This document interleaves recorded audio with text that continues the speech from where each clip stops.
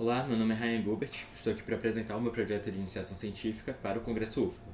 O título do projeto é Avaliação da Bioacessibilidade Lipídica, Proteica e de Compostos Fenólicos em Chocolates Intensos. Minha orientadora é a professora doutora Carolina Oliveira e minha tutora é a mestra Aurora Andrade.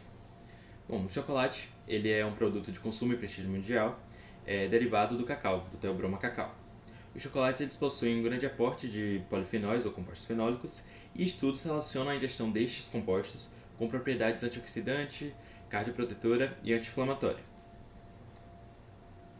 O processo de beneficiamento do cacau para a produção dos chocolates envolve uma série de transformações físico-químicas e microbiológicas nas amêndoas. E as etapas de fermentação e secagem elas podem ser responsáveis por perdas no teor de compostos fenólicos do cacau, devido à formação de precursores de aroma e sabor, que a gente vai falar mais pra frente, que são a formação de taninos. O objetivo desse trabalho acabou sofrendo alteração. Nós faremos a bioacessibilidade, só que os reagentes utilizados na bioacessibilidade, os reagentes enzimáticos, eles acabaram atrasando. Então nós não conseguimos otimizar essa análise, então alteramos o objetivo do trabalho, que agora passa a ser avaliar os parâmetros de qualidade das amêndoas de cacau obtidas com tempos de fermentação distintos e sua influência no perfil de textura e conteúdo fenólico dos chocolates produzidos. Bom, os materiais e métodos, começando com as nossas amostras, são amêndoas do cacau, amêndoas fermentadas por 48 horas e 144 horas. As amêndoas fermentadas por 48 horas são chamadas aqui nesse trabalho de amêndoas subfermentadas. Então o objetivo da gente é analisar como o processo de fermentação acaba afetando diversos parâmetros, tanto nas amêndoas quanto nos chocolates.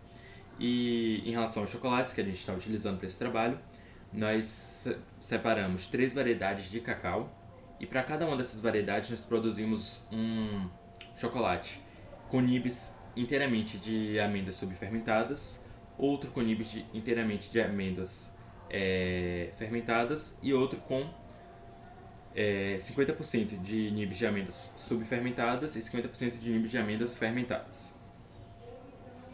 Bom, para as amêndoas do cacau, nós fizemos as análises de umidade através de balanço infravermelho e medimos a fração do alimento que é composto por água. Já para a acidez total titulável, nós fizemos uma titulação com hidróxido de sódio e medimos a fração do alimento que é representada por compostos ácidos. E por último, a última análise feita com as amêndoas do cacau foi o pH, que utilizamos o pHmetro, que mede a concentração de íons H+, no alimento. Já para o chocolate, nós fizemos análise espectrofotométrica com reação de Fulano-Silcator para a medição do teor de compostos fenólicos totais, que foram expressos por miligramas de apicatequina por ml. E a textura, nós analisamos 3 parâmetros, dureza, fraturabilidade e mastigabilidade, e utilizamos o equipamento texturômetro para fazer essas análises. Agora para os resultados da discussão, começando com os resultados apresentados para as amêndoas do cacau. O perfil de acidez das amêndoas fermentadas estão expressos nessa tabela, separados por variedade. Primeiro, para cada variedade está o valor da acidez para a amêndoa subfermentada e em seguida para a amêndoa fermentada.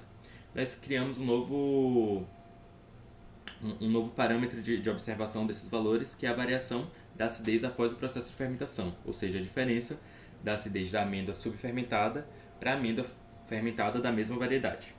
E a gente, a partir desse parâmetro, a gente consegue avaliar que as variedades Escabina e Pará apresentaram um aumento da acidez esperada na fase de fermentação das amêndoas pela produção do ácido lático e ácido acético pelas bactérias que colonizam ali o coxo na hora da fermentação. Já o pH, nós fizemos essa mesma análise de variação após o processo de fermentação e a variação foi menor do que a da acidez para todas as variedades, porque a escala de pH é uma escala restrita, que vai de 0 a 14, então as variações realmente têm que ficar dentro dessa escala, e é esperada realmente a diminuição do pH quando há um aumento da acidez, como apresentado pela variedade Escabina. E por último, o perfil de umidade das amêndoas fermentadas diminuiu em todas as variedades, ou seja, o processo de fermentação acaba reduzindo a umidade dessas amêndoas. E esse resultado ele pode estar associado à liquefação da polpa que envolve essas sementes, que é escoada após o processo de finalização da fermentação. Ou seja, durante a fermentação, as sementes de cacau, elas são envoltas pela polpa do cacau, que com o passar da fermentação vai se transformando em mel de cacau e vai sendo escoando para o fundo do coxo. Então, se a gente pegar uma amêndoa que é subfermentada, ela ainda vai ter um pouco daquela polpa envolvendo ela e acaba aumentando o teor de umidade dessa amêndoa. Já para os chocolates, nós fizemos a concentração dos compostos fenólicos, também avaliamos a diferença entre o chocolate produzido inteiramente com amêndoas subfermentadas e o chocolate produzido inteiramente com amêndoas fermentadas, e para isso as 3 variedades demonstraram uma redução nos compostos fenólicos com o passar da fermentação. Isso também é esperado, porque durante a fermentação os polifenóis eles são convertidos em taninos, que são moléculas de maior peso molecular, que são precursores de aroma e sabor em chocolates.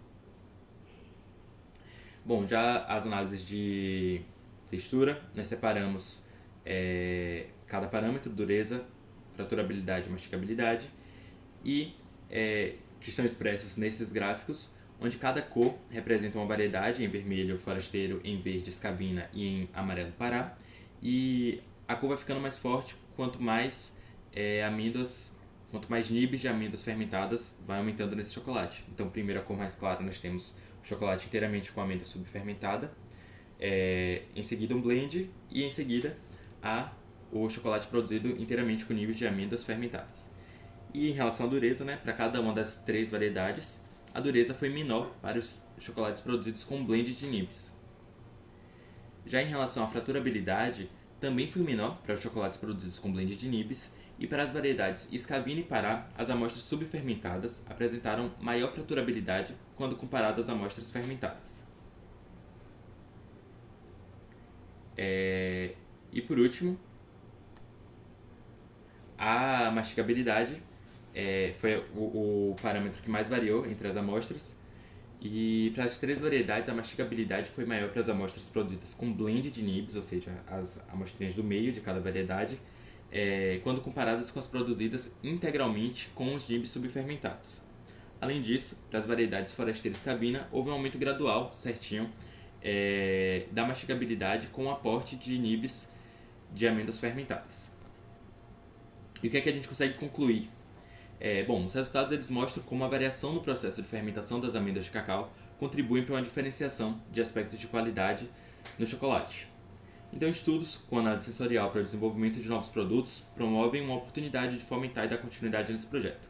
Além disso, a bioacessibilidade dos chocolates será realizada para o conhecimento da biodisponibilidade dos compostos bioativos em sistemas biológicos. Queria deixar aqui meus agradecimentos, tanto ao LAPESCA, a equipe do LAPESCA, a estrutura do LAPESCA, a UFBA como um todo e a instituição de fomento CNPq pela concessão da bolsa. Aqui estão minhas referências e muito obrigado por terem assistido.